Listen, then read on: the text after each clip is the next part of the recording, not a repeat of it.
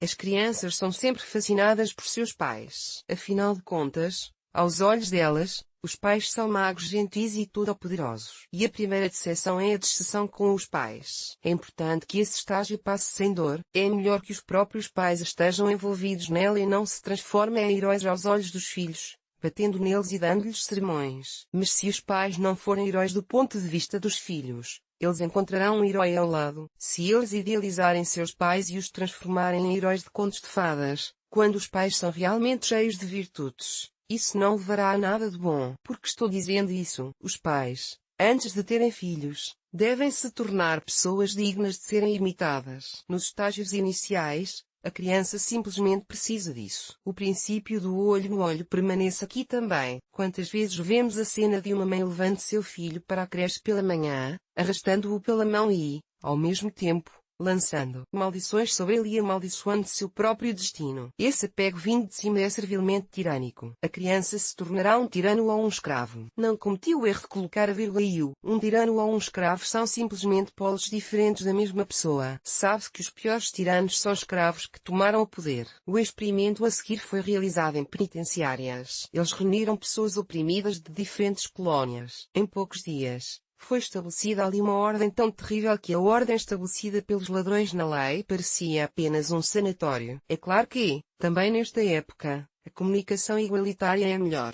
A segunda opção, entretanto, deve ser considerada uma extensão de baixo para cima. Expliquem-me, eu não estou entendendo.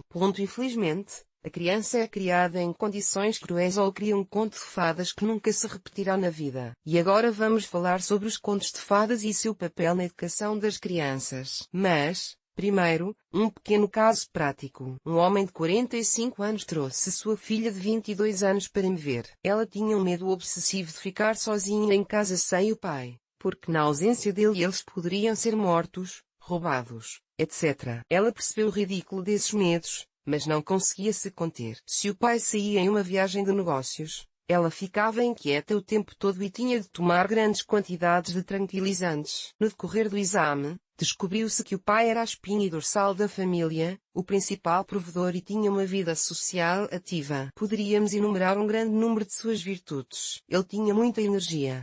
Era suficiente para seus colegas de trabalho, para sua família e para ajudar os outros. Ele tinha apenas um defeito. Fazia as mesmas exigências a seus parceiros e podia afastá-los. Portanto, nem sempre era agradável conviver com ele por longos períodos de tempo. A filha também tinha o mesmo temperamento. Seu pai se tornou um ídolo para ela, um herói de um conto de fadas. Ela ficava com medo de ficar em casa quando ele ia a algum lugar. Além disso, ela não conseguia encontrar um companheiro para si mesma, pois todos os homens que ela conhecia eram claramente inferiores em personalidade e energia ao pai. A única maneira de ajudá-la era tirá-lo do pedestal de herói de contos de fadas. Quando ele deixou de parecer um herói de conto de fadas aos olhos dela, ela percebeu que seu pai também não estava isento de falhas. Agora vamos voltar aos contos de fadas. O fato é que os contos de fadas são contos de fadas apenas para nós. Entendemos que não existem milagres. Para as crianças, essa é a realidade mais real, pois nos primeiros anos de vida elas vivem em um conto de fadas. E nós, adultos, somos os mágicos. Elas ainda não sabem como fazer nada, mas nós podemos fazer tudo. Pelo menos, aos olhos delas, podemos fazer tudo. De fato, eles recebem de nós tudo o que precisam nos primeiros anos de suas vidas. Infelizmente, muitas vezes damos a eles mais do que precisam e, o pior de tudo, antes que eles peçam. É assim que desenvolvemos a necessidade de obter mais do que elas precisam, sem fazer nossos próprios esforços ou mesmo expressar nossos desejos. Temo pelo destino de uma criança que, aos 8 anos de idade, não sabe o que quer ser. Já escrevi sobre isso. Os contos de fadas mais destrutivos para as pessoas são o conto de fadas da Bela Adormecida e o conto de fadas do Papai Noel. Infelizmente, esses contos de fadas estão firmemente no roteiro de muitos adultos. Há mulheres que conseguem dormir com uma Bela Adormecida por 100 anos e sonham em se casar com um príncipe de 18 anos aos 116 anos. Elas, em vez de trabalharem em si mesmas, levam uma vida sem sentido. Mas quando acordam, descobrem que não há mais juventude ou beleza. Muitos homens também vivem nesse conto de fadas. Já vi muitas belezas adormecidas entre os esportistas. Eles viviam como se pensassem que iriam marcar gols e ganhar muito dinheiro o tempo todo. A vida é como um conto de fadas. Só que quando você acorda, não há juventude nem beleza. Por isso, estou tentando despertar as pessoas com meus livros. Quero gritar: acordem!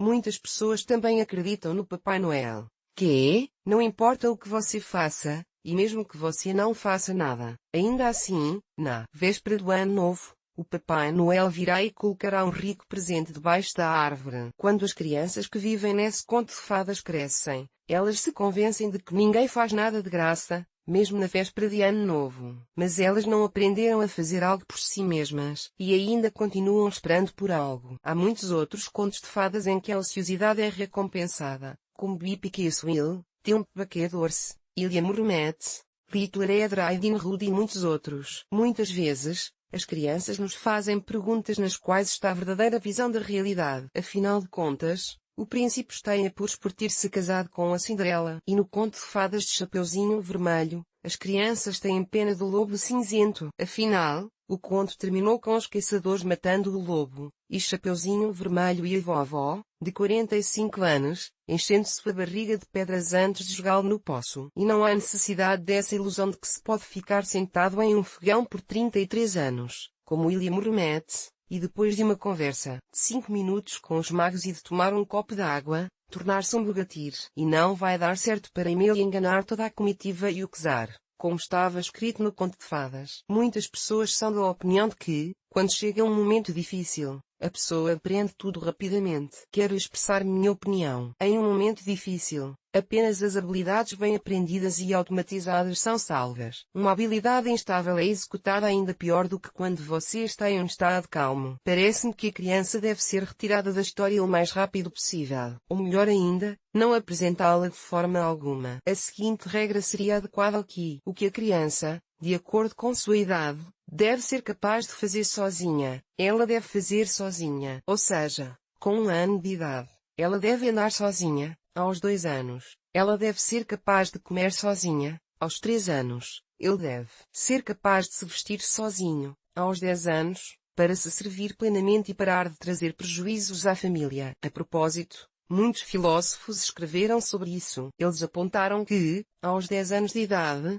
com uma educação adequada, uma criança já deveria trazer renda para a família. Será que é assim agora? Especialmente entre os intelectuais, aqui devemos aprender com nossos irmãos mais novos. Eles se preocupam com o fato de seus filhos se tornarem caçadores mais rapidamente. A raposa, quando seus filhos crescem, começa a lhes trazer camundongos meio sufocados para caçar. À medida que os filhotes de raposa ficam mais velhos, a mobilidade dos camundongos que a raposa lhes traz aumenta. Gosto de ver alguns pais levando seus filhos para atividades produtivas e ajudando-os o máximo que podem. Quanto mais cedo as crianças forem apresentadas ao trabalho produtivo, melhor será para elas e para seus pais. Infelizmente, toda a criação e educação em nosso país é realizada de maneira edificante, ou seja, de cima para baixo, o que não contribui para o desenvolvimento do pensamento, ou seja, para a humanização, mas leva à criação de rebeldes ou escravos. Uma criança nessa idade já fala. Já é bastante fácil se comunicar com ela olho no olho. Nessa idade, temos uma tendência a admoestar, dar sermões e coagir, o que pode levar ao desenvolvimento da hipocrisia. Como devemos conversar com uma criança de 2 a 5 anos? Da mesma forma que você deve falar com os adultos. Faça perguntas a ela.